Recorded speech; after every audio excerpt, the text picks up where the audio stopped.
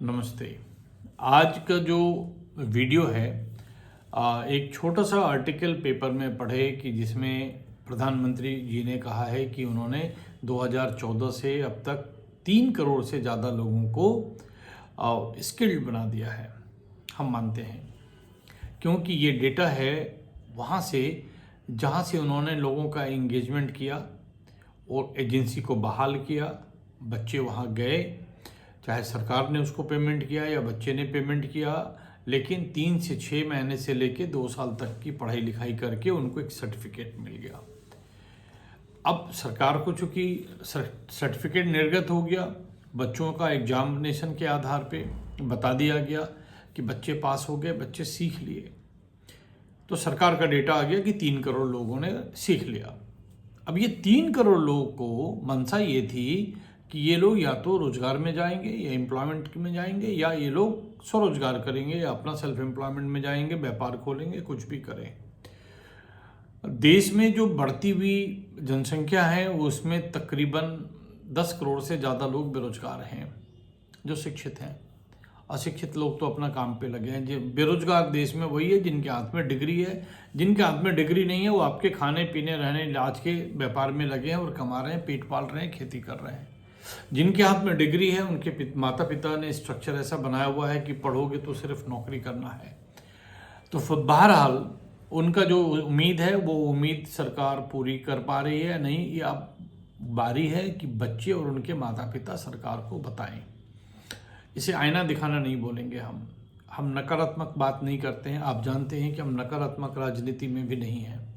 हम किसी की दोष नहीं देते हैं, हम सिस्टम का दोष देते हैं। कोई प्रधानमंत्री हो या कोई मुख्यमंत्री हो, एक अकेला इंसान सब कुछ करने का प्रयास करते हैं लेकिन जनता उनको सपोर्ट नहीं करती है। इसलिए जो सिस्टम बना हुआ है प्रशासन का या सिस्टम बना हुआ है दलालों का, इससे मुक्ति सरकार नहीं पाती है। लेकिन जब जनता जागृत हो जाएगी, जनता जब बताएगी सरकार को, तब हो सकता है कि सरकार के लिए संभव हो कि एक क्लिक में वो दलाल को हटा पाएँ। शिक्षा माफिया की जानकारी सरकार को है, चूँकि उन्हीं से सरकार चल रही है आज के डेट में। क्योंकि अधिकांश एमएलए एमपी और उनके इर्द गिर्द बसे लोग जो हैं जो शिक्षा कॉलेज को खोल खोल के काम कर रहे हैं।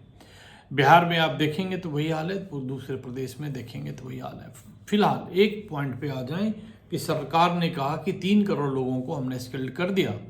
अब 3 करोड़ों में जितने लोग भी किस तरह से ये स्किल मिला, किस तरह से सर्टिफिकेट मिला, एक छोटा सा बायोडाटा जिसमें नाम पता हो। इसके अलावा आप सिर्फ जिस इंस्टीट्यूट से आपको ये ट्रेनिंग मिली और सर्टिफिकेट मिला, उस इंस्टीट्यूट में 6 से 2 साल तक के बीच में, अगर बीटेक है तो 4 साल तक में आपने क्या सीखा, कैसा इन्वायरमेंट था, एक 200 वर्ड में एक छोटा सा ब्रीफ सरकार को भेजें।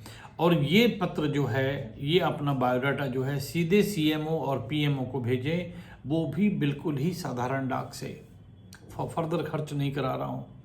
और यदि आप रजिस्टर्ड डाक से भेज पाएंगे तो आपके पास डेटा होगा कि आप भेज पाए हैं।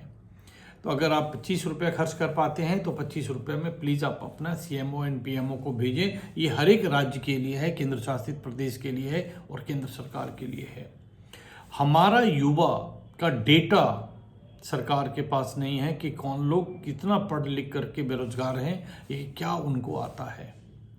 अगर डेटा उनके पास होगा तो वो प्रयास करेंगे कि ऐसा आयोग को गठन करेंगे जो आपको रोजगार स्वरोजगार के लिए प्रयास करेंगे। तो आप भी प्रयास करके देखिए, सरकार को लिख करके देखिए। और छोटा सा है, किन्हीं को अगर दिक्कत है कि 25 रुपये का नहीं भेज सकते हैं, आप बैरंग भी भेज सकते हैं, सरकार उसको लिफ्ट कर लेगी। ठीक है, धन्यवाद।